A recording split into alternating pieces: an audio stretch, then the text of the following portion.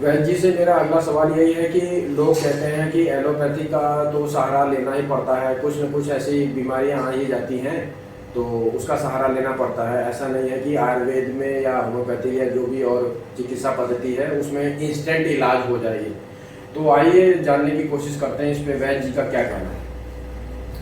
देखिए, हर पैथी की अपनी सीमाएं हैं और प्रत्येक पैथी में कुछ न कुछ अच्छाइयाँ और हर पैथी में कुछ न कुछ कमियां हर पैथियों की है। तीसरे पैथी के बारे में कभी भी हमें लगता है कि एक पैथी को दूसरे पैथी के प्रति समान करना चाहिए। जी।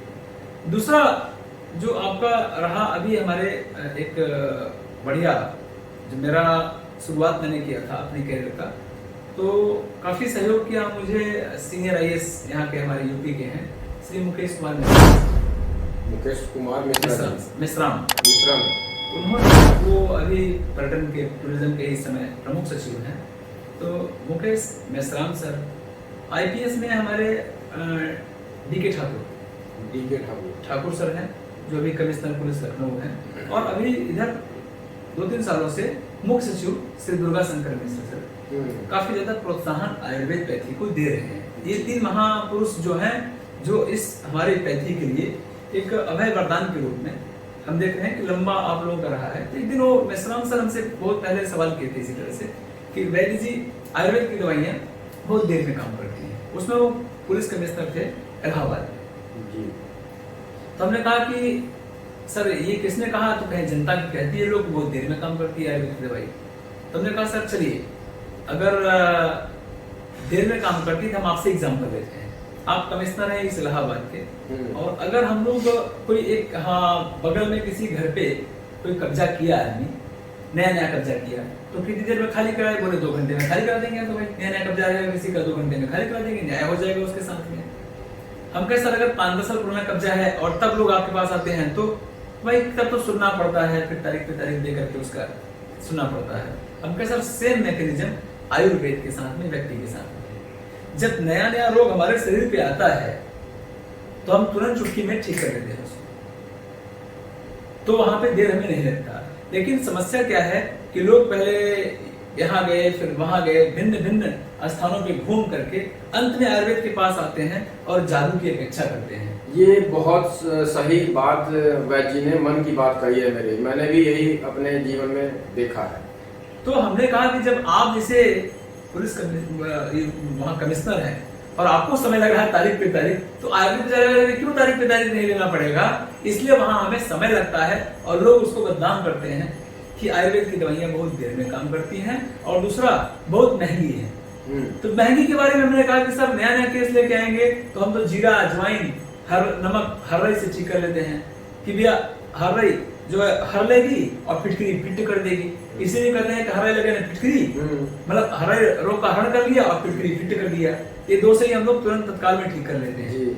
लेकिन अगर लंबा टाइम में आदमी आएगा तो स्वाभाविक है तारीख पे तारीख हमें देना पड़ता है। इसलिए जो ये कंसेप्ट है कि ये दवाइयां देर में काम करती हैं, हमें नहीं लगता कि देर में काम होगी। अब हम लोग काफी आगे तक बढ़ चुके हैं। जैसे कि अभी कोविड के काल में ही इतनी बड़ी महामारी आई पूरे दुनिया में और उस कोविड का हम लोगों ने मई 20 में ही, जब पूरा दुनिया चिकित्सा के नाम में भाग रहा था, मई 20 में ही काशी हिंदू विश्वविद्यालय के द्वारा प्रोफेसर यामिनी भूषण त्रिपाठी उसमें डीन फैकल्टी ऑफ आयुर्वेद थे और 16 कमेटी के सदस्यों द्वारा कोविड का प्रिवेंशन और प्रोटोकॉल बना करके हम लोग को बचा डाल दिए थे और पूरे 250 आयुर्वेदिक कॉलेज में डाल दिए कि ये हमारा कोविड का प्रोटोकॉल है, इसको आयुर्वेद का द्वारा आप ले करके और वो कोविड आप देखिए कि पूरी दुनिया में आज आयुर्वेद का, ये हम तो ये जानते हैं कि कोविड आया आयुर्वेद को जगाया। तो सोचिए कि जो कोविड ऐसे प्रोटोकॉल पे हम लोग आकर के फ्रंट पे खड़े हो गए मई 20 में ही, जबकि मार्च में हमारे यहाँ आया हुआ है कोविड का और मई 20 हमने कह दिया कि हम इसका प्रिवेंशन और प्रोटोकॉल दे सकते हैं। इससे बड़ी एग्जांपल और क्या हो सकती है? अगला सवाल मेरा वैद्य जी से यही है कि आयुर्वेद की दृष्टि से गौमाता, देसी गौमाता का हमारे जीवन में क्या महत्व है? क्योंकि देखिए आयुर्वेद अमृता नाम कहा गया है कि आयुर्वेद अमृत के समान गुणकारी है और हमें लगता है कि गौ माता के जो प्रोडक्ट हैं वो भी अमृत के समान गुणकारी है। उसका बहुत बड़ा लंबा, इसके तो कई घंटे तक चल सकता है, पूरा बताया जा सकता है गौ माता के बारे में। लेकिन हमें लगता है कि सबसे पहले हम अपना एक जो हमारी फैमिली बैकग्राउंड है, हम लोग गांव से निकले, हमारे पिताजी आयुर्वेद के ही चिकित्सक रहे हैं, पहले मैं बता चुका। आपका गांव वैजी कहाँ पे है? यहाँ औराई है, औराई से बगल में ही हमारा जो औराई है, औरैया, औराई औराई औराई माधो सिंह स्टेशन है, सटा हुआ करेरुआ गांव है।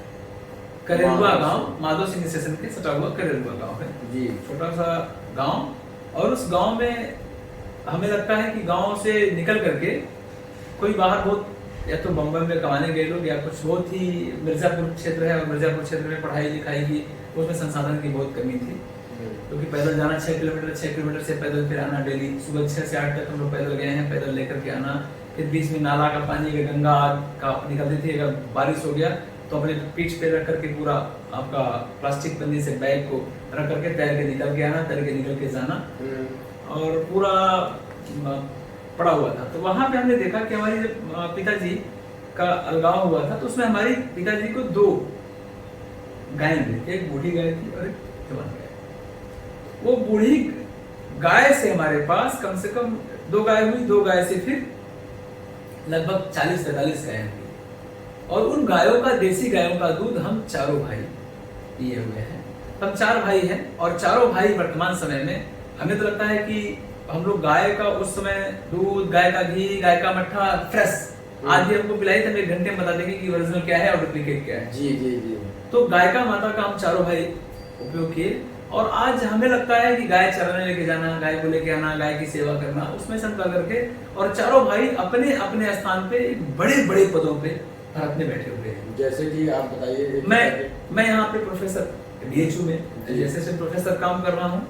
दूसरा मेरा भाई, आप आयुर्वेद के प्रोफेसर हैं बीएचयू में। दूसरा भाई मेरा एमबीबीएस एमडी रेडियोलॉजी में है, रेडियोलॉजी टॉप ब्रांच है पूरा एमबीबीएस के उसमें, और अभी यहाँ पे बड़े हॉस्पिटल में, और बड़ा हॉस्पिटल खोल भी रहा है, रेडियोलॉजिस्ट का है वो। तीसरा भाई आईआईटी कानपुर से बीटेक करके, और अभी अमेरिका में गूगल की कंपनी में है, जो दुनिया का गूगल सबसे बड़ा माना जाना होता है, दुनिया में नाम है। और चौथा भाई मेरा एमटेक कंप्यूटर साइंस से मोतीलाल नेहरू से किया, अभी ओरेकल में जॉब कर रहा था हैदराबाद, तो भी अमेरिकन कंपनी है, बड़ी चारों कंपनी। तो हमें लगता है कि जो इंटेलिजेंसी हुई, एक तो माँ बाप से, मान लीजिए माँ बाप का इंटेलिजेंसी रहा होगा, उस माँ बाप के इंटेलिजेंसी में उनके कर्म, तो कहा गया है कि बाढ़े पूत पिता के घर में, खेती उपजे अपने। बिल्कुल सही बात है। तो उनका कर्म, लेकिन इसके साथ ही गौ माता का भी बड़ा रोल रहा है, जो इंटेलिजेंसी, जो कि गौ माता का जो प्रोडक्ट है हमारा, और वो गौ माता का हमारा आयुर्वेद में बहुत ज्यादा वर्णन किया गया है। इसी बीच में ये बताना चाहूंगा कि 55,000 पशुधन हमारे यहाँ पे जो दुधारू हैं, उसमें सिर्फ और सिर्फ देसी गौ माता के दूध में सेरिब्रोसाइड एक घटक होता है, जो बुद्धि का विकास बड़ी तेजी से करता है, आईक्यू लेवल को बढ़ाता है। जी बताइए। अब चारों का हमारा आप देख लिया कि हम गाय के दूध पिए, गाय के देसी गाय शायद, और वहां से यहाँ तक की सफर करना, और उसके बाद में अगर देखा जाए कि गाय का, मेरी माँ सिखाती थी, मेरी माँ कहती थी कि बेटा जब देखा संपत्ति कई थोड़ी, वैसे है गाय भी और घोड़ी, जब संपत्ति कम होने लगे तो गाय और घोड़ी रख लीजिए, संपत्ति का आपका वृद्धि शुरू हो जाएगा। बिल्कुल सत्य वचन है ये। तो अगर संपत्ति का वृद्धि देखा जाए तो पहली बात तो आपका चिकित्सा में पैसा बच जाएगा, अगर चिकित्सा में कम पैसा लग रहा है तो आपका आधा आर्थिक समृद्धि हो गई। दूसरा क्या हुआ, बुद्धिमान हो जाएंगे, बुद्धि से काम करेंगे, कहीं फेल्योर नहीं होंगे। और तीसरा क्या होगा, सामाजिक प्रतिष्ठा, जिससे कि हम लोग को मिला आज गौ माता से, उससे मिला। लेकिन जब हम अपना आयुर्वेद चिकित्सा का पार्ट अभी आगे देखते हैं, और इसका हम लोग एक लंबा समय से काम कर रहे थे, गाय भी किए थे, लेकिन अब यहाँ विज्ञान के युग में आकर के, चूंकि विज्ञान पे काम करना और विज्ञान में ये भूल गए थे।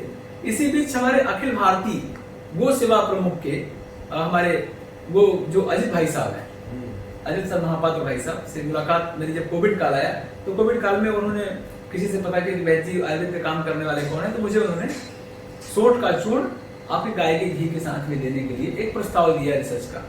और फिर अजित भाई साहब ने इतना ज्यादा प्रोत्साहित किया कि उस आपके पूरा सोंठ से हम लोगों ने एक बहुत बड़ा रिसर्च काम किया कोविड काल में, जो अभी अंडर पब्लिकेशन में है। बड़े जनरल में 1000 लोगों के परिवारों को हम लोगों ने खाली बचा दिया इसी सोंठ से और गाय के दूध, गाय के घी के द्वारा दे करके, कि भाई उनके चूंकि जनता 1000 में से लगभग 30-20% परिवार उसमें संक्रमित हो जा रहा था। लेकिन ये काम करके हम लोगों ने 1000 में सिर्फ 2 लोगों को पॉजिटिव हुआ और घर पे ही ठीक हुए, जो हमारी इस बात को पुष्ट किया कि देखिए हमारे गाय के प्रोडक्ट और सोंठ के चूर्ण में कितनी बड़ी भूमिका है। अजित भाई साहब हनुमान जी की तरह हम लोगों को जो पुराना गांव का गाय का कार्य शुरू किए थे, भूल रहे थे, उसको उन्होंने तुरंत एक्टिव किया कि भाई आप गाय को आपको लेके आगे बढ़ना है। और उसके बाद में प्रियंका जी जो कानपुर की हैं, ये लोग लगातार गौशाला चला रही हैं और उनकी गिर गाय की गौशाला पे काम कर रही हैं और गाय के लोगों को बड़ा ही वो सम्मानित करती है। दोनों ने मिल करके फिर उठाया कि नहीं, गाय को भाई उठाइए और बहन जी गाय के बारे में, गाय का संरक्षण ही स्वास्थ्य संरक्षण है और स्वास्थ्य संरक्षण ही देश के विकास में महत्वपूर्ण भूमिका है। तो फिलहाल अभी टीम बन गई और काम करने लगी। अब गाय पे जो आते हैं कि गाय का स्पेशली हमारा 8 तरह का दूध होता है। तो गाय का दूध हुआ, भैंस का दूध हुआ, बकरी का दूध हुआ, भेड़ का दूध हुआ, घोड़े का दूध हुआ, ऊंट का दूध हुआ, हाथी का दूध हुआ। इस तरह से कुल 8 तरह के दूध बताए गए हैं। अगर दूधों का अगर हम स्पेशली खाली दूध का विश्लेषण करें कि दूधों के काम क्या क्या है, तो दूध के काम में जनरल एक समाज को पहुंचाना है, आपका अवेयरनेस काम है। तो गाय का दूध का काम है पेट साफ करना। और कहा ही आजकल एक प्रचार भी आजकल आ रहा है, बड़ा बढ़िया देखते हैं कि पेट सफा हर रोग दफा। और वो पेट का साफ और बुद्धि बढ़ाने की दवाई अगर आप अपने घर में गाय के दूध के द्वारा कर सकते हैं तो शायद इससे बड़ी उपलब्धि किसी हर व्यक्ति के परिवार के लिए कुछ नहीं हो सकता। इस धरती माँ पे गौ माता एक 33 कोटि देवी देवताओं का वास है, ये सभी को पता है। पूजा कर लो तो सब देवताओं की पूजा हो गई और उनका दूध अमृत के समान है। अब आपसे पहले मैंने कहा कि रोग होने के कारण पेट न साफ होना है जी। अब अगर पेट साफ आपका रात में 1 गिलास दूध पीने से गाय के दूध से हो रहा है तो शायद आपकी दवाई जो कोई फंकी फाँकता है, कोई चूरन फाँकता है, जो क्या लेता है, क्या करता है, उससे हम बच सकते हैं। एक तो ये फैक्टर हुआ। दूसरा, अगर आप भैंस का दूध देखें, हर दूधों का अपना अलग अलग उपयोगिता है। तो भैंस का दूध अगर हम लोग देखें तो भैंस के दूध में निद्रा कारक है, जिसको नींद नहीं आ रही है, जिसमें 8 से 9% फैट होता है भैंस के दूध में, 3.5-4% फैट देसी गौ माता के दूध में होता है। मोटा दूध होता है तो जो मेहनत करने वाले लोग हैं वो आसानी से पचा सकते हैं। आम आदमी उसमें थोड़ा पानी मिला के पतला करके पचा सकता है। तो भैंस का दूध अगर जिसको नींद नहीं लग रही है, जो और नींद लगने से मोटापा होगा थोड़ा सा, जिसने जो मोटा होना है और निद्रा कारक के काम करने के लिए है, वो भैंस का दूध उपयोग कर सकता है। उसी तरह से भेड़ का दूध का एस्थमा, सांस के रोगी, दमा के रोगी के लिए बहुत बड़ा रोल दिया हुआ है। तो भेड़ का दूध हुआ। बकरी के दूध का काम है कि जिसको बार बार लूज मोशन हो रहा, कई बार पेट साफ नहीं हो रहा, कॉन्स्टिपेशन, मतलब बार बार मोशन हो रहा है, तो आंतों की एडजस्टमेंट खराब होने के कारण में उसको खराबी होती है, तो वहाँ उसका बकरी का दूध दिया है। प्लेटलेट भी बढ़ाती है, आंतों का एडजस्टमेंट बढ़ेगी, सीधे सीधे बढ़ेगी। अच्छा, गाय के दूध के बाद में आचार्य सुश्रुत के द्वारा भी बकरी का दूध को श्रेष्ठ कहा गया है जी। वो दवा माना गया है। महात्मा गांधी जी तो दवा के रूप में लेते थे उसको। एक तरफ गाय का दूध और एक तरफ बकरी का दूध को ज्यादा अच्छा माना गया। और हमें लगता है कि दोनों को अगर समानता देखा जाए, काफी कुछ उसमें जो केमिकल कंस्टिट्यूएंट है वो समान मिलेंगे गाय और बकरी के दूध जी। अब बकरी का दूध हुआ। उसी तरह से ऊंट का दूध है पेट के रोगियों के लिए। अगर पेट का रोगी है तो वहाँ ऊंट का दूध का उपयोग करने के लिए क्या गया, शायद राजस्थान से लोग पिलाते भी हैं, पेट के रोगियों का ऊंट का दूध पिलाते हैं। हाथी के दूध का कहा गया हुआ है कि हाथी का दूध आंख की रोशनी बढ़ाने के लिए है। तो सोचिए, इतना माइनर लेवल पे लोग खोज करके उस जमाने में, आज हम एक सब मिला हुआ डेटा खाली हम लोग अमली जमा पहना करके दुनिया के प्लेटफॉर्म पे स्थापित कर सकते हैं। उसी दिशा में हम दिन प्रतिदिन कार्य हम लोग कर रहे हैं और आगे बढ़ रहे हैं। ये 8 दूधों का आपका काम रहा और उन दूधों को खाए हुए जो हम 4 वर्धन विद्वान हुए भाई गाय के दूधों का आपके सामने साक्षात प्रमाण है कि जहां हम गांव में निकले थे, गाय चराने गए हुए थे। छोटा भाई मेरा जो अमेरिका में है, वो दौड़ते हुए आता है, गाय हाँ करके उधर जाता है, मोड़ से आता है, कहता भैया वो जहाज जा रही है। तो हमने कहा क्या यार, जहाज तो हम लोग गांव में कहाँ कोई जहाज बैठ पड़ा था उस जमाने में। ये बात है 83-84-85 की घटना है, 85-86 में। कई गांव में लोग होते हैं, गाय निकल जाते हैं, शायद ये गौ माता का और माँ बाप का ही कर्मों का फल है। क्या हवाई यात्रा में चारों भाई घूमते ही रहते हैं। गाय जी से मेरा अगला सवाल, कैंसर एक बहुत बड़ी बीमारी है और जब कैंसर किसी व्यक्ति को होता है तो आधा तो ऐसे ही वो खत्म हो जाता है कि मुझे कैंसर है। तो इस पे भी कुछ बात कर लेते हैं और जानने की कोशिश करते हैं कि कैंसर से हम कैसे बच सकते हैं आने वाले समय में और क्या हमें इस्तेमाल करना चाहिए खाने पीने की चीज़ों में। देखिए, कैंसर नाम से तो नहीं, लेकिन अर्बुद नाम से हमारे यहाँ वर्णन है। हाँ, अर्बुद नाम से वर्णन है। और अगर हम लोगों का इसमें देखेंगे कि अर्बुद का होने के कारण में अभी जस्ट मिला है अवार्ड, नोबेल प्राइज मिला है 2016 में जापानीज को ऑटोफेजी पे, कि अगर आप फास्ट रखते हैं, उपवास रखते हैं, तो उपवास रखने पे 18 दिन का उपवास शायद उसमें मेंशन है कि 18 दिन का उपवास अगर आप रखते हैं साल में तो आप कैंसर जैसी भयानक रोगों से बच सकते हैं, उसका है। और उसमें दिया है कि जब भूख लगती है, आप व्रत रखते हैं तो बॉडी में कुछ खाने को नहीं मिलेगी, तो जो कैंसरस सेल होते हैं उसी को खाती है। सोचिए आज हमारे यहाँ उसको कैंसर के लिए जो कहा जा रहा है, हमारे यहाँ जो भारतीय परंपरा रही है कि भाई 9 दिन का नवरात्र व्रत रखो। नवरात्र व्रत में आप देखिए कि अगर बसंती नवरात्र चल रहा है, ये नवरात्रों का जो व्रत या जो भी व्रत रखते हैं 18 व्रत पूरे साल में, इसके बारे में भी इसी बीच में आप ये बताइएगा अभी कि इसका क्या महत्व है, ये व्रत रखा जाता है, इसके पीछे भी कोई लॉजिक है? अब देखिए जो हम व्रत रखे थे, हमारे यहाँ भी कहा गया था कि चतुष्प्रकारा संशुद्धि पिपासा मारुत आतपे पांचनान उपवासस्य व्यायामस्य तिलंघनम। इस शरीर को लाइट करना होगा, हल्का करना होगा। ये 10 तरह के हमारे व्यवस्था बताई गई थी। चतुष्प्रकारा संशुद्धि, संशोधन करने के लिए दोष का है कि आप अगर उल्टी करा दो, कफ के दोष को बाहर निकालना है तो उल्टी करा दो, पित्त के दोष को बाहर निकालना है तो पेट सफाई करा दो, और वात के दोष को कम करना है तो वस्ती एनिमा दे दो लैट्रिन के रास्ते में। सिर को अगर सफाई करना है तो नाक में आप डाल दीजिए, उसी नाक में डाल करके वेरिएशन करने के लिए, तो नाक में अपमार्गा उपमार्गा का यूज करते हैं हमारा वेरिएशन कराने के लिए। तो पूरा आपका क्लीन, जैसे आपका सर्विसिंग होती है गाड़ी की, उसी तरह से बॉडी की सर्विसिंग हो गई और बॉडी आपकी रिन्यू हो गई, तो कोई रोग का जगह नहीं बचेगा। क्योंकि रोग तभी होता है जहाँ गंदगी होती है, घर में आपकी गंदगी जहाँ होगा वही रोग होगा। तो सोचिए उसी में से एक हमारा है जो पिपासा मारुत आदत है, प्यास बिना पानी वाला। एक हवा में बैठा दो आदमी को, वैसा मारुत आदत है। एक धूप में बैठा दो आदमी को कुछ देर के लिए, दूसरों का पाचन करा दो। सूंठ, जीरा, धनिया आदि के चाय बना करके पिला करके पूरी बॉडी का पाचन करा दो, ठीक है। पाचन उपवास से उपवास करा गया, फास्टिंग का मतलब ये 10 तरह का उपवास बताया गया है कि अगर 10 तरह का उपवास में जिसको जो आवश्यकता है उसके अनुरूप वो उपवास करे। जहाँ एक तरह का फास्टिंग पे मिला है अभी इतना बड़ा नोबेल प्राइज, अगर 10 पे हमारा एक काम किया जाए तो पता नहीं क्या भारत को मिल सकती है जी। तो ये आपका जो कैंसर का जब बचाव के लिए आप कह रहे हैं, तो एक तो अब देखिए जो उपवास हमारे यहाँ स्पेशली कहा गया 9 दिन का, वो नवरात्रि में कहा गया, और ये कहा गया कि शारीरिक बल के अनुसार। ऐसा नहीं कि हम बल बहुत कमजोर है हम भी उपवास कर लें, लोग लगते हैं फॉलो करने के लिए। ये लोगों की धारणा बन चुकी है कि हमें उपवास रखना है, जो कि राजीव भाई और अभी सुशील भाई जी भी यही बता रहे हैं कि जिसका शरीर उसके लायक ना हो व्रत के, उनको व्रत रखना नहीं, वो उनके लिए दुखदायी बन सकता है। इसलिए उपवास उनको रखना है जिसके शरीर में मोटापा हो या गंभीर बीमारियां हैं, और जिसके शरीर में कचरा भरा हुआ है तो फ्लश आउट कर सकते हैं। तो आगे सुनते हैं गर्जी से। तो शरीर को दुख न हो उतना आपको हर काम, जैसे आपका चाहे दवाई हो, चाहे योग हो, चाहे आपका उपवास हो, जिससे आपको शरीर दुख होने लगे, इसका मतलब जान लीजिए कि भाई मतलब दुख का मतलब भूख लगेगा, भूख लगा, आपने भूख में लिक्विड डाइट ले लिया, लिक्विड डाइट ले लिया आपने, उससे क्या हुआ कि आपका दोषों का पाचन हो गया, और सॉलिड डाइट लेने पे ही दोष बढ़ते हैं हमारे, बिगड़ते बढ़ते हैं। तो आपको एक ये देना होता है कि लिक्विड डाइट लेकर के हमने अपना बॉडी को क्लीन कर लिया, तो बल के अनुसार ही उपवास रखना चाहिए। और उपवास आपका देखिए वसंत ऋतु में कहा गया है और शरद ऋतु में। ये वसंत ऋतु में कफ का प्रकोप हो रहा है और शरद ऋतु में पित्त का प्रकोप हो रहा है। अब देखिए कि वसंत में 9 दिन अगर आपने रख लिया तो कफ का पाचन हो गया पूरा, और कफ के कारण ही कफ रक्त का हमारा अर्बुद को कहा गया है, कफ और रक्त के कारण बनता है। अगर कफ दोष का आपने पहले ही उपवास से पाचन करा दिया, आधी चिकित्सा की आपका व्यवस्था ऐसी हो गई।